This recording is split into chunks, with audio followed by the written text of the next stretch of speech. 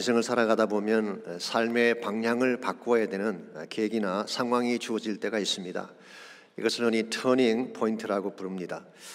사람들마다 케이스가 다르긴 합니다만 누구에게나 한 번 이상 인생의 전환점이 찾아옵니다. 이때가 중요한 시점입니다. 어느 방향으로 턴하느냐에 따라서 인생의 길과 열매가 결정되기 때문입니다. 이 방향의 선택에 따라 인생이 한 단계 업그레이드 할 수도 있고 반대로 한 단계 다운그레이드 할 수도 있습니다. 즉 더 좋은 쪽으로 변화될 수도 있고 나쁜 쪽으로도 변할 수 있다는 뜻입니다. 예를 들어서 오래전 한국의 지존파 두목인 김기환 같은 경우에는 그의 인생이 악한 쪽으로 바뀌게 된 계기가 있었죠. 그가 법정에서 했던 최후 진술에 의하면 초등학교 미술 시간에 크레파스를 살 돈이 없어서 안 가져갔을 때 선생님이 이렇게 말을 했습니다. 그러면 친구 것을 빼앗으라도 가져왔어야지. 그리고 머리를 때렸어요. 그때 마음속에 굉장한 상처가 새겨졌다고 합니다. 그리고 그때부터 친구들의 준비물들을 훔치기 시작했고 빼앗기 시작을 했는데 이것을 선생님이 알고도 한 번도 혼을 내지 않았다고 합니다. 그래서 그는 최후 진술에서 난 선생님이 가르친 대로 인생을 살았을 뿐이다. 그렇게 진술했다는 기록이 남아 있습니다.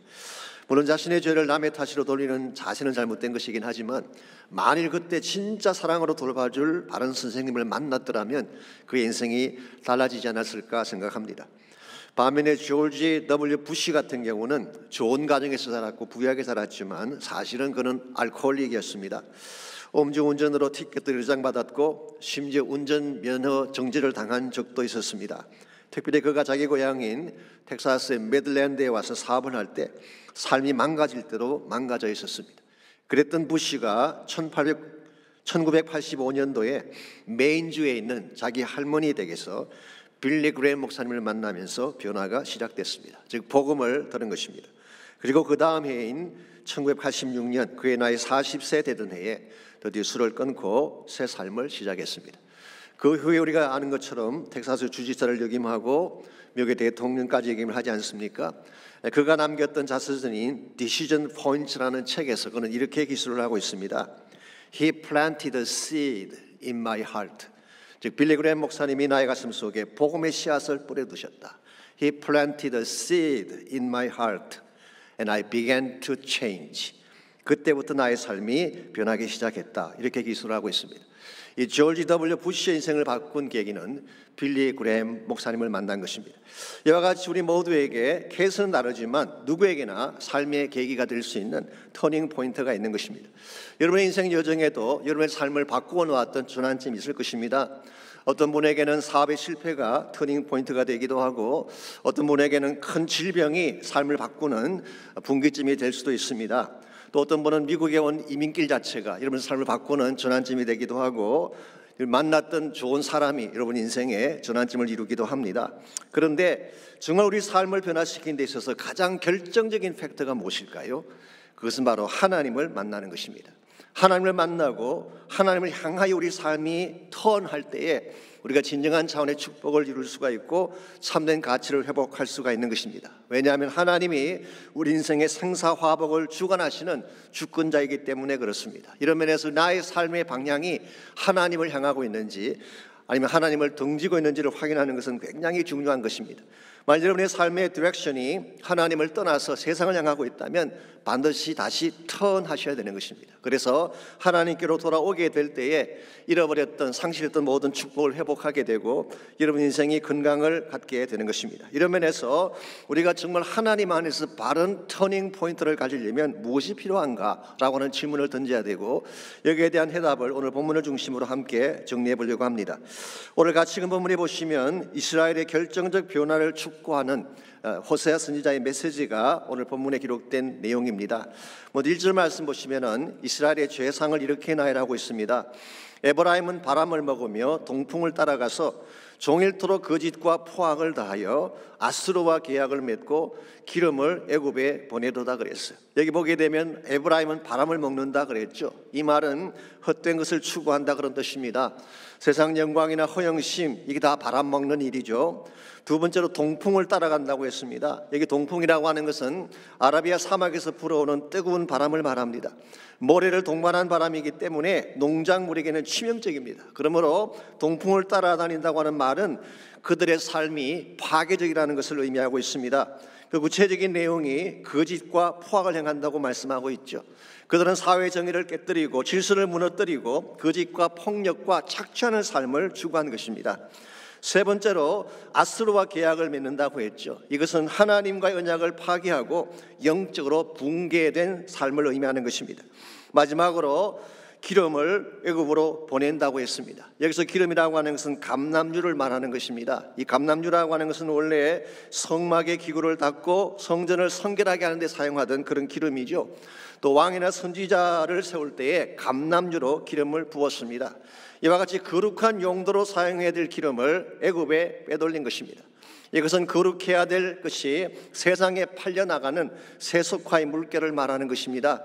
오늘 교회 안에 들어온 커머셜리즘과 유사현상이라고 할 수가 있습니다. 이와 같이 수많은 죄악상을 가지고 있는 이 이스라엘 백성을 하나님은 어떻게 응징하실까요? 2절 말씀 보시면 이렇게 말씀합니다.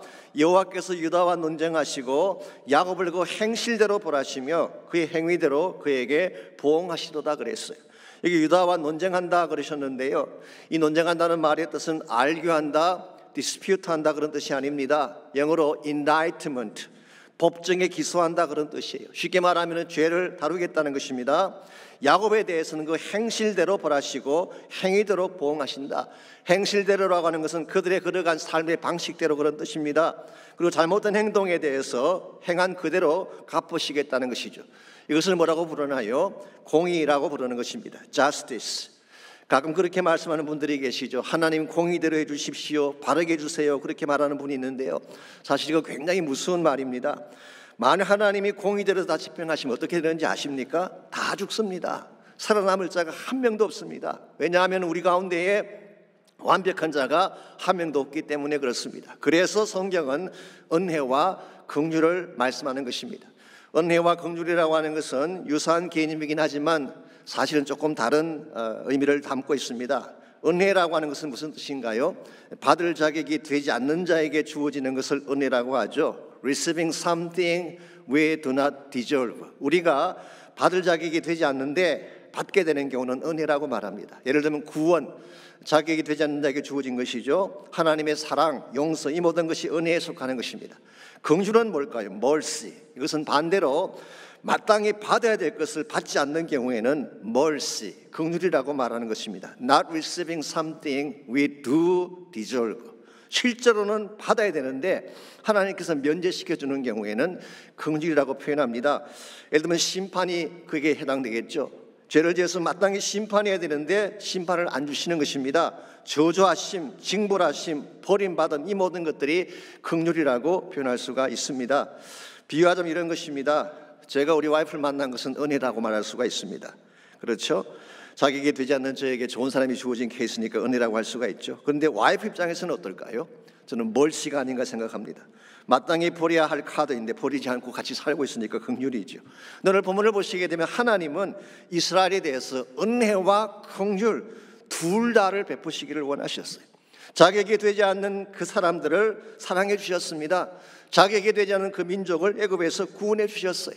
여기서 멈추지 않고 그들이 그 후에 죄를 짓고 악을 범했음에도 불구하고 마땅히 징벌해야 되는데 징벌하지 않고 그들을 어떻게든 풀어줄 생각을 하고 계십니다. 그래서 오늘 본문을 보시게 되면 하나님의 진짜 본심은 이스라엘의 죄악을 있는 그대로 보응하는 데 있는 것이 아니라 그들이 돌이키기만 한다면 용서하겠다는 거예요. 긍휼을 베푸시겠다는 것이 하나님의 심정입니다. 그래서 3절에 보시게 되면 이스라엘 백성 전체가 익히 알고 있는 유명한 인물 하나를 example로 소개를 하고 있습니다. 그 인물이 바로 야곱이라고 하는 사람이죠.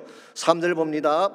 야곱은 모태에서 그의 형의 발 뒤꿈치를 잡았고 또 힘으로는 하나님과 겨루었다고 했습니다.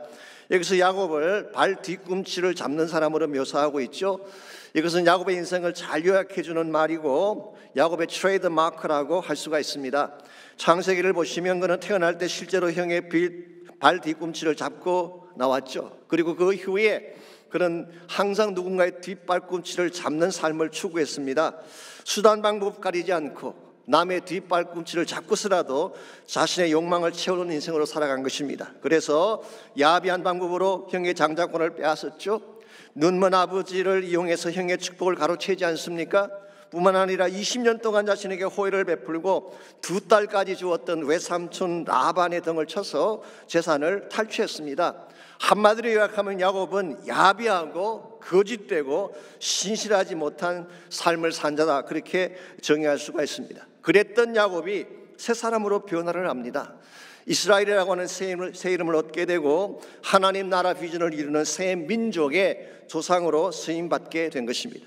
여러분, 어떻게 발 뒤꿈치를 잡았던 인생이 이렇듯 축복된 삶으로 변할 수가 있었을까요?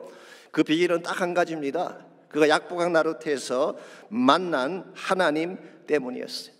그는 20년 후에 고향으로 돌아올 때 지금까지 모았던 모든 재산과 가축과 종들, 심지어 자기의 두 아내와 자녀들까지 강건으로 보낸 후에 홀로 나루트에 남아 하나님을 만납니다. 이 하나님을 만난 그 사건이 야곱의 전생애를 바꾸는 터닝 포인트가 되었고, 그때부터 새 축복이 시작된 것입니다. 여러분과 제 삶에 이와 같은 터닝 포인트가 필요합니다. 그래야지 잘못된 삶을 청산하고 새 출발할 수가 있는 것입니다.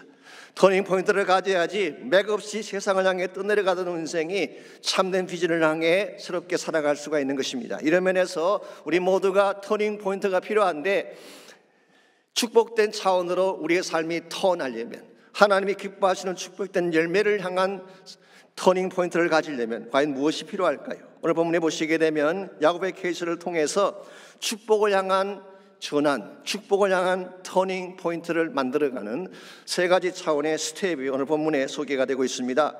여러분과 제가 축복된 전환을 만드는 첫 번째 스텝은 하나님을 직면하는 것입니다.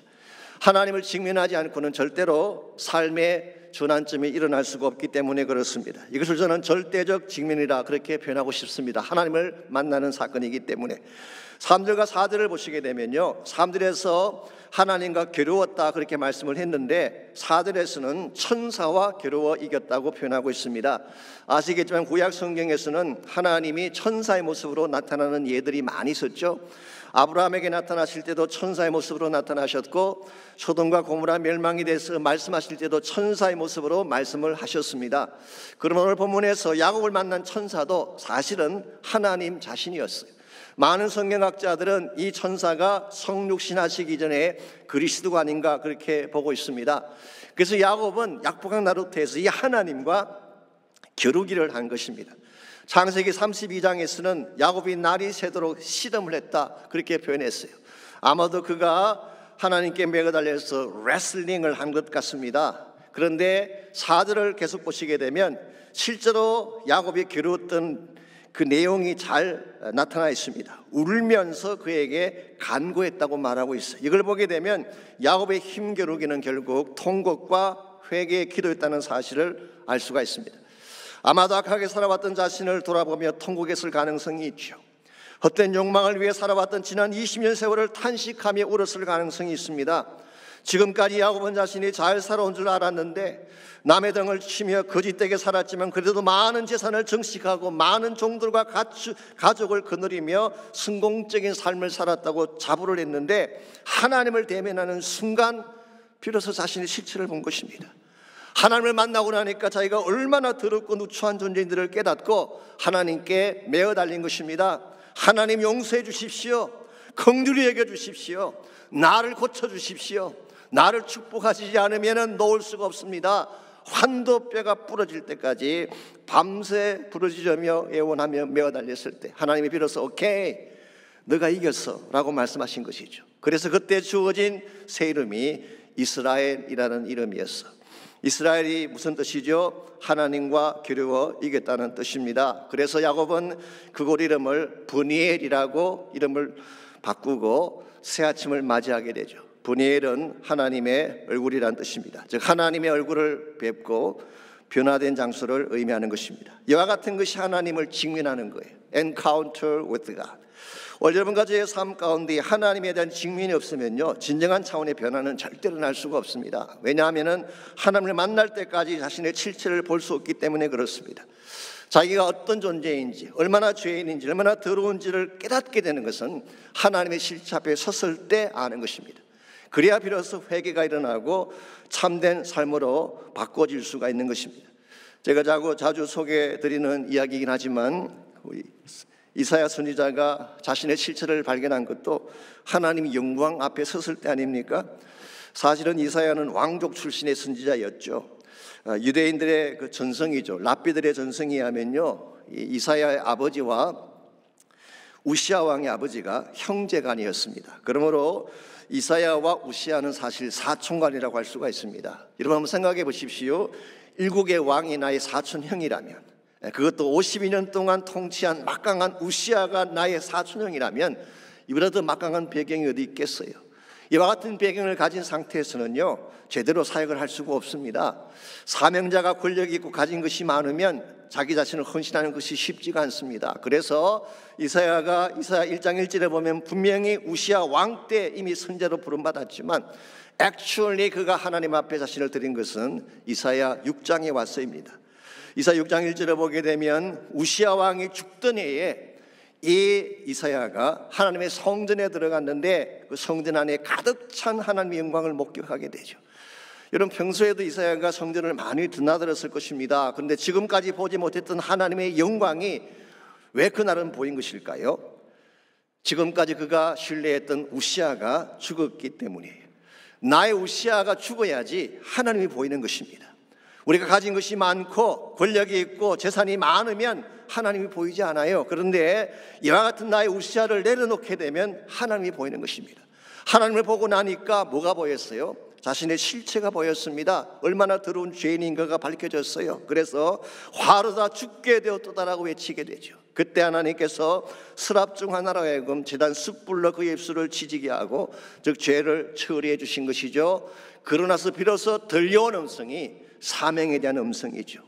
내가 누구를 보내며 누가 우리를 위해 갈 거라는 음성이 들려왔을 때에 비로소 Here I am, 주님 내가 여기 있습니다. Send me, 나를 보내소서.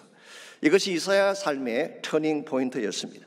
여러분과 저의 삶에도 이와 같은 체험이 필요합니다. 모든 것을 다 내려놓고 하나님을 만나는 시간이 있어야 돼요.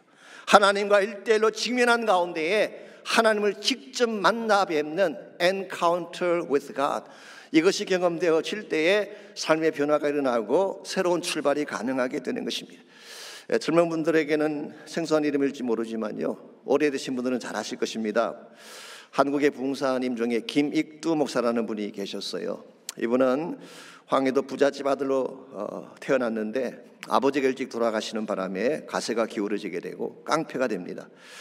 그런 매일 시장 입구에 가서 사람들이 돈을 빼앗고 때리는 그런 일을 했어요. 그래서 그 당시 사람들의 기도 제목이 뭐냐면 하나님 제발 오늘 김익두 안 만나게 해주세요. 그것이 기도 제목이었다고 합니다. 이와 같이 포악하게 살던 이 김익두가 어느 날 서양 선교사가 전달해준 전도지를 받아가지고 집에 가서 무심코 펴보았는데요, 베드로전서 1장 24절 25절 말씀이 거기 있었습니다. 모든 육체는 풀과 같고 그 모든 영광은 풀의 꽃과 같으니 풀은 마르고 꽃은 떨어지되 오직 주의 말씀은 세세토록 있도다. 이 말씀을 읽는 순간 갑자기 가슴이 뭉클해졌어요. 내 인생도 저렇게 풀처럼 꽃처럼 시들어갈 날이 있겠구나, 이 사실을 생각하자 그는 선교사가 인도하고 있는 집회에 참석하지 않을 수가 없었습니다. 그리고 그날 밤 그는 예수님을 만나게 되고 그때부터 삶의 변화가 시작된 것입니다. 그런데 한 가지 특이할 일이 있습니다. 교회 나가기 시작하고 예수를 믿었다고 옛날 버릇이 금방 사라질까요? 잘 안 됩니다. 그래서 술버릇 버리지 못했어요. 잠에서 깨어나 보면 항상 술집에 와 있는 자신을 발견합니다. 그래서 이것을 수차례 반복하던 김익두가 어느 날 너무나 자신에게 실망한 나머지 자리를 박차고 일어나서 산으로 올라가서 밤늦도록 하나님을 만나는 시간을 가졌어요. 통곡하며 회개하는 기도를 드리고 그날 밤 집에 내려와서 잠을 잤는데요, 갑자기 가슴이 뜨거워지면서 자기도 모르게 벌떡 일어나서 밖으로 뛰어나왔다고 합니다. 옆방에 자고 계시는 어머니가 뛰어나와 보니까요, 그의 얼굴이 광채같이 빛나며 성령으로 충만했다고 합니다. 소위 말하는 성령의 불이 임한 거죠. 이때부터 깡패 김익두가 복음의 사명자가 됐습니다. 자, 기록을 찾아봤더니요, 그분이 집회에 인도한 게 700번이 넘습니다. 설교한 횟수가 28,000번이에요. 그분이 건축한 교회가 150개, 그분 때문에 치유받은 사람이 1만 명이 넘습니다. 그분 때문에 감동받아서 목사가 된 사람만 200명이 넘는다고 합니다. 그의 영향이 얼마나 컸던지 그 당시 동아일보에는 김익두의 변화와 능력은 세계 7대 불가사의 중에 하나라는 기사가 날 정도로 그의 영향력은 대단했습니다. 여러분, 이것이 어디서 나온 힘일까요? 진짜 하나님을 만났을 때 나오는 힘이에요. 오늘 우리가 하나님을 어중간하게 만나면 어중간한 크리스찬이 됩니다. 대충 만나고 어정쩡하게 살게 되면 어정쩡한 신앙인으로 끝나는 것입니다. 근데 진짜 제대로 만나고 나면 encounter with God, 하나님과 정말 대면해서 만나게 되면 내 삶에 기적이 일어나기 시작하고 간증이 주어지는 것입니다. 이런 면에서 우리가 참된 차원의 변화를 경험하기를 소원한다면 먼저 하나님을 직접 만나셔야 돼요. 두 번째로 우리가 축복된 터닝 포인트를 만들어 가려면 영성의 중심이 필요합니다. 하나님을 대면한 후에는 그분 안에 나 영적 중심을 두고 인생을 살아가야지 우리의 삶이 바르게 변할 수 있다, 그런 뜻입니다. 영성의 중심이 자기 자신이 되면 변화가 일어나지 않습니다. 영성의 중심이 세상이 되어도 참된 변화를 만들 수 없어요. 근데 내 삶의 중심이 하나님이 되면 우리 인생이 바르게 변화하는 것입니다. 4절 하반부를 보시면 하나님은 베델에서 그를 만나셨다는 표현이 나오죠. 하나님이 베델에서 야곱을 만나셨다고 했는데 이게 구체적으로 무엇을 의미하는 것일까? 이건 좀 창세기를 보아야 됩니다. 여러분 아시는 대로 창세기 28장에 보시면은 야곱이 하란으로 가던 중에 한밤중에 들판에서 돌을 베개하고 잠을 자다가 하늘이 열리면서 하나님을 만나는 체험을 하지 않습니까? 그때 그는 너무 황홀한 나머지 이렇게 서원 기도를 하나님께 드렸어요. 이게 창세기 28장 20절에서 22절입니다. 야곱이 서원하여 이르되 하나님이 나와 함께 계셔서 내가 가는 이 길에서 나를 지키시고 먹을 떡과 입을 옷을 주시어 내가 평안히 아버지 집으로 돌아가게 하시오면 여호와께서 나의 하나님이 되실 것이요 내가 기둥으로 세운 이 돌이 하나님의 집이 될 것이요 하나님께서 내게 주신 모든 것에서 10분의 1을 내가 반드시 하나님께 드리겠나이다 하였더라. 이 서원 기도를 그는 베델에서 올려드렸어요. 자, 그랬는데 성경을 보시면 하나님은 이와 같은 약속을 지키셨나요? 안 지키셨나요? 하나님은 지키셨어요. 야곱에게 먹을 것도 주시고 입을 것도 공급해 주시고 그리고 20년 후에 무사히 자기 아버지 집으로 돌아오게 하셨어요. 그런데 야곱은 어떻게 했을까요? 그가 서원했던 것을 지켰을까요? 그렇지 않습니다. 그는 고향으로 돌아온 후에 잠시 그것을 잊어버렸어요. 그래서 그는 베델로 올라오는 대신에 세겜 땅에 머물기 시작합니다. 이 세겜 지역은 비옥한 땅으로 알려져 있습니다. 또 살기에 편한 곳으로 알려져 있죠. 이 세겜 땅에 사니까 편안한 것입니다. 부유하기도 하고 편안하기도 하고. 그래서 그는 세겜 땅에 계속 머물고 있었는데요. 그 세겜 땅이 야곱의 인생에게 참된 평안을 주었을까요? 아닙니다. 정반대입니다. 그 땅에 머무는 가운데에 야곱의 딸 디나가 하몰의 아들 세겜에게 욕을 당하게 됩니다. 이게 격분한 야곱의 아들들이 하몰과 세겜을 죽여버리고 그 지역 주민들과 전쟁을 벌였어요. 자, 만일 그때 주변의 가나안 주족들이 힘을 합쳐서 야곱을 친다면 야곱의 가정은 여기서 끝날 수도 있는 위기가 찾아온 것입니다. 그때 비로소 야곱이 깨닫습니다. 아, 내가 머물 곳이 세겜 땅이 아니라 내가 피난길에 나를 만나주신 하나님이 계신 거고 베델로 올라가야 되겠구나. 그는 그렇게 생각을 하고 베델로 올라가자 거기서 제단을 쌓으리라. 그리고 베델로 올라가서 이방 신상을 버리고 자신을 정결케 하고 의복을 바꾸어 입고 오직 한 분 하나님께 제사를 올려드렸을 때 하나님이 야곱을 다시 만나 주셨어요. 그리고 그가 겪었던 모든 위기를 잠잠하게 만드신 후에 언약을 체결해 주셨어요. 오늘 본문은 그것을 말하는 것입니다. 하나님이 베델에서 사실은 자기를 기억하지 못하고 잊어버렸던 그 야곱을 다시 만나 주셔서 언약을 체결해 주신 사건. 그러고 나서 5절 말씀에서 이렇게 말을 합니다. 여호와는 만군의 하나님이시라. 여호와는 그를 기억하게 하는 이름이니라 라고 했어요. 여호와는 만군의 하나님이신데 여호와는 그를 기억해 하는 이름이다. 이게 무슨 뜻일까요? 영어 성경 보시면은 The Lord is His memorial name. 즉 여호와의 이름은 결코 잊어서는 안 될 이름이라 그런 뜻이에요. Good News Translation은 이렇게 번역을 했습니다. 그의 이름은 예배 받아야 될 이름이다. The name by which He is to be worshipped. 그의 이름은 예배를 받아야 될 이름이다. 그렇게 번역하기도 했습니다. Anyway, 이 베델은 야곱이 정착해야 될 영적 중심지였어요. 이것으로 돌아와야지 그의 삶이 안정되게 되고 참된 열매를 맺게 되는 것입니다. 여러분과 저의 삶에도 동일한 선택이 있습니다. 세겜 땅에 머물 수도 있고 베델로 올라갈 수도 있어요.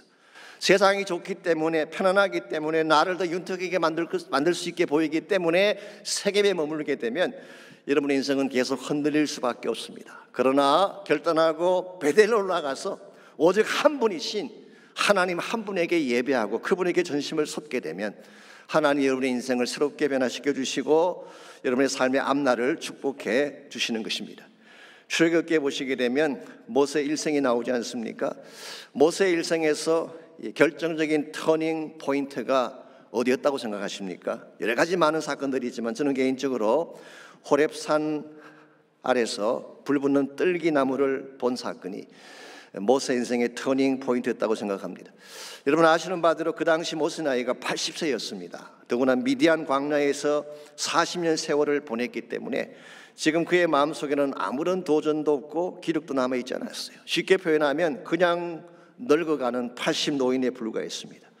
그랬던 모세가 어떻게 그 막강한 바로를 대적하고 60만 민족을 40년간 이끄는 지도자가 될 수가 있었을까요? 비결은 딱 한 가지입니다. 그가 뜰기 나무 앞에서 불로 임하신 하나님을 만났기 때문에 이 하나님의 임재가 모세 가슴 속에 꺼지지 않는 불꽃이 되어 주셨어요. 이 불꽃이 살아있는 한 모세는 어디를 가든지 무엇을 하든지 항상 그는 일어설 수가 있었고 담대할 수가 있었고 마침내 승리하는 것이 가능했던 것입니다. 여러분과 저에게도 이 하나님의 꺼지지 않는 불꽃이 필요합니다. 이 불꽃이 꺼지면 모든 것이 다 꺼지는 것입니다. 내 안에 이 불꽃이 살아있게 되면 어떤 일을 당해도 낙심하지 않고 일어설 수가 있는 거예요. 그러므로 세겜이라고 하는 컴포트 존을 좋아하면 안 됩니다. 그걸 뚫고 지나가서 하나님의 산에 올라가야 돼요.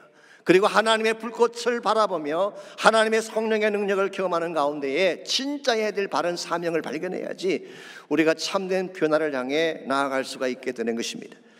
영국의 시인 가운데에 엘리자베스 바렛 브라우닝이라고 하는 시인이 있습니다. 19세기 영국 빅토리안 시대를 대표하는 시인 중에 한 명인데요. 그 여자분의 남편이 유명한 로버트 브라우닝이라는 분이시죠. 그런데 엘리자베스가 이런 시를 적은 적이 있습니다. 하나님의 산에는 뜰기나무마다 불꽃이 타고 있다. 그것을 보는 자는 신발을 벗는다. 그러나 그것을 보지 못하는 대다수의 사람들은 산 딸기만 따서 내려간다. 그런 표현을 했어요. 여러분 마음에 와닿는 것이 있나요?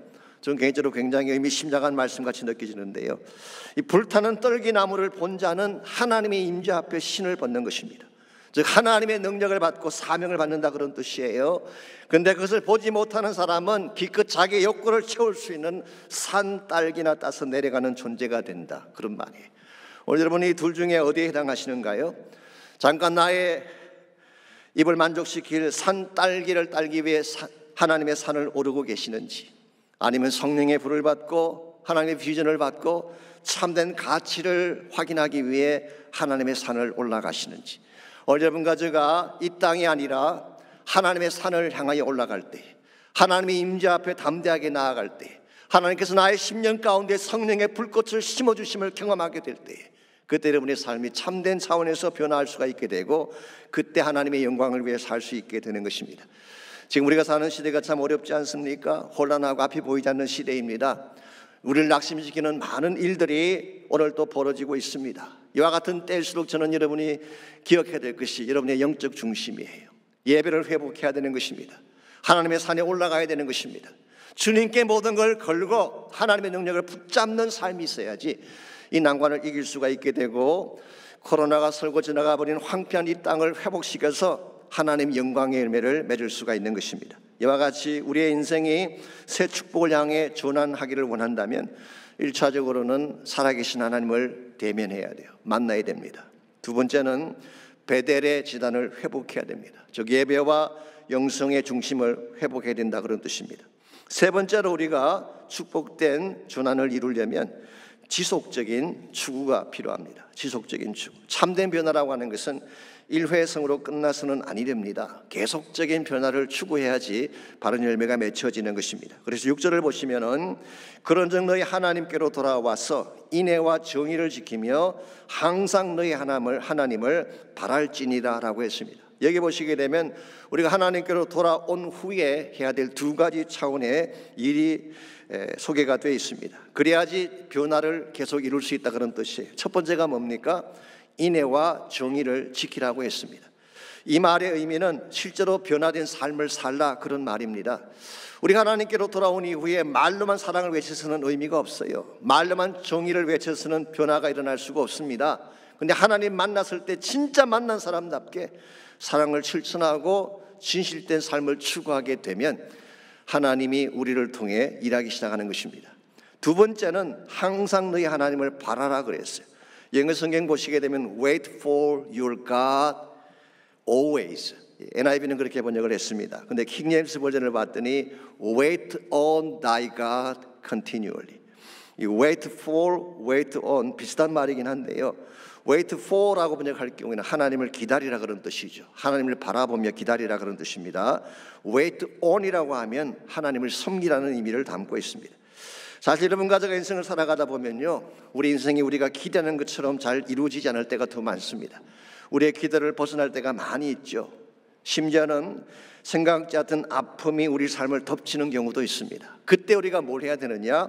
끝까지 하나님을 신뢰하고 바라보라는 거예요. 그러면 하나님께서 하나님의 때에 반드시 길을 열어주시는 것입니다. 여러분 가족의 이 사실을 믿고 하나님에게 나의 모든 초점을 맞추어서 그분을 신뢰하고 계속적인 그분을 따르는 삶을 추구하게 되면 하나님 여러분을 통해 지금도 수많은 열매를 맺게 하시고 아름다운 결실을 이루게 도와주시는 것입니다. 이런 면에서 우리가 하나님 만난 이후에 그냥 잠깐 변했다가 끝나는 것이 아니라 우리 일평생 동안 continually 지속적으로 계속적으로 wait for God Almighty 하나님을 계속적으로 바라며 섬기는 삶, 그때 우리가 바른 인생의 변화를 했다고 말할 수가 있습니다. 제가 얼마 전에 이메일을 통해서 두 손 없는 소금 장수라는 제목의 아주 아름다운 글을 제가 보고 그분에 대한 구체적인 내용을 좀 제가 이렇게 살펴봤습니다. 이야기 주인공이 강경환이라는 분인데요. 이분은 충남 서산에서 부성 염전을 하는 소금 장수입니다. 그런데 원래는 건강한 사람이었어요. 근데 초등학교 6학년 때 해변에서 놀다가 깡통 한 개를 발견을 하고 거기에 달리는 철사를 떼내려고 돌로 깡통을 때렸는데 그 순간 앞이 번쩍하더니 참혹한 일이 벌어졌습니다.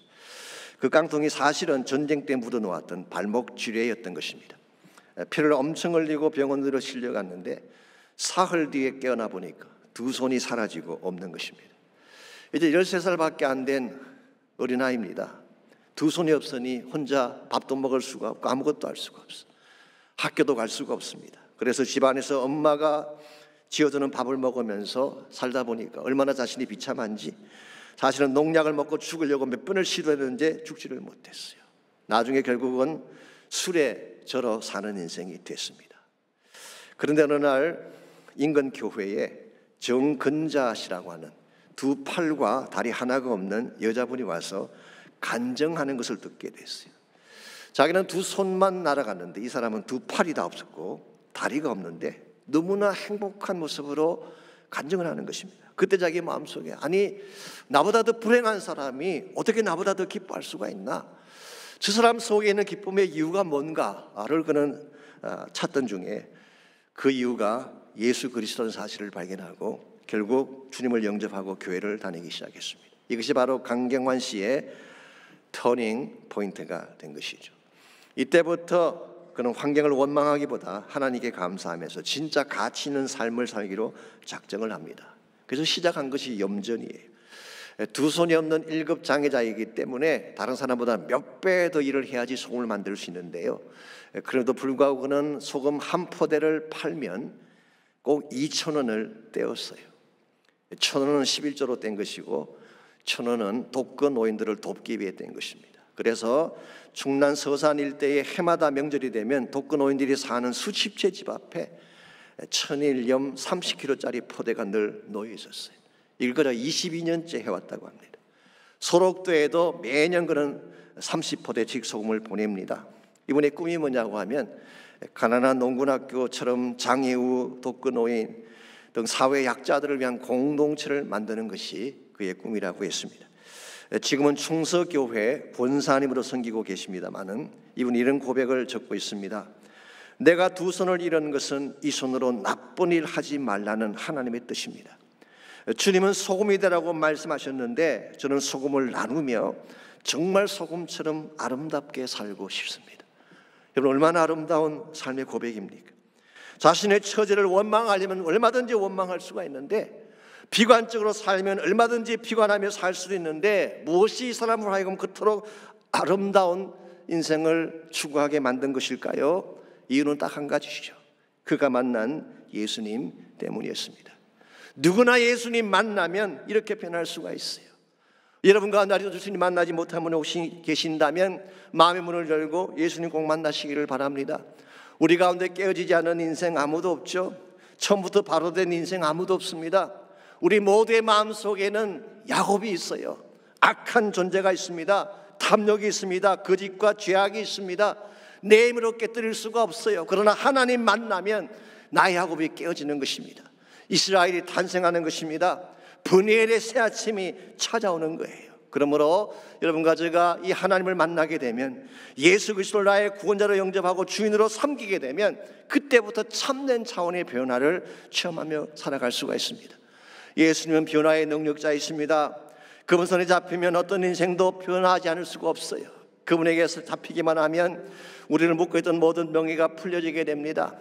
설사 우리가 낭패하고 실망했을 때라도 그분을 붙잡게 되면 그분 우리를 새롭게 하시고 일어서게 하시는 것입니다. 이런 면에서 우리 모두가 진짜로 필요한 분은 지금도 나를 사랑하시고 나를 위해 중보하시며 내 인생의 앞길을 준비해 주시는 예수 그리스도를 만나는 것입니다. 아직 예수 만나지 못한 분이 혹시 있다면 이 시간에 우리의 마음의 문을 열고 주님께로 나가는 시간이 있기를 바랍니다. D.L. 무디가 설교를 마칠 때마다 가장 많이 불렀다는 초청 찬송이 하나 있습니다. 윌리엄 트루 슬리퍼라고 하는 분이 선 찬양인데요, 제목이 Jesus I Come, Jesus I Come이라고 하는 제목입니다. 가사가 이렇게 되어 있습니다. Out of my bondage, 모든 멍에를 다 벗어버리고, sorrow and night, 모든 슬픔과 어둠을 다 벗어버리고, Jesus I come, 예수께로 나갑니다. Jesus I come, 예수께로 나갑니다. 동일한 고백이 이 아침 여러분 모두에게 있기를 바랍니다. 하나님 여러분을 기다리고 계세요. 우리가 예배하는 이 자리에 그 하나님이 와 계십니다. 여러분 만나기 위해 지금 와 계세요. 그분 앞에 우리 마음의 문을 열고 그분을 내 마음 중심에 나의 구원자로 나의 주님으로 영접하시기를 바랍니다. 야곱과 같았던 나의 모든 과거를 다 토해내버리고 이스라엘로 거듭날 수 있도록 결단의 기도, 헌신의 기도 드리시기를 바랍니다. 우리 마음속에 하나님의 불꽃이 필요합니다. 언제부턴가 우리 모두가 무기력하고 비전을 잃어버리고 삶의 도전이 없는 가운데 살아오지 않았습니까? 우리에게 하나님의 불꽃이 필요해요. 이 시간 기도하는 가운데에 성령님 내 마음 가운데 임재해 주시고, 모세가 호레산 밑에서 보았던 만났던 그 불꽃 가운데 나타나신 그 하나님을 오늘 이 아침 내가 만나게 해주십시오. 그 하나님을 통해서 내 심령이 뜨거워지게 하시고 새로워지게 하시고 참주의 나라 비전을 보게 해달라고 기도하시기를 바랍니다. 우리 다 같이 한 목소리로 결단하며 헌신하며 함께 기도하겠습니다.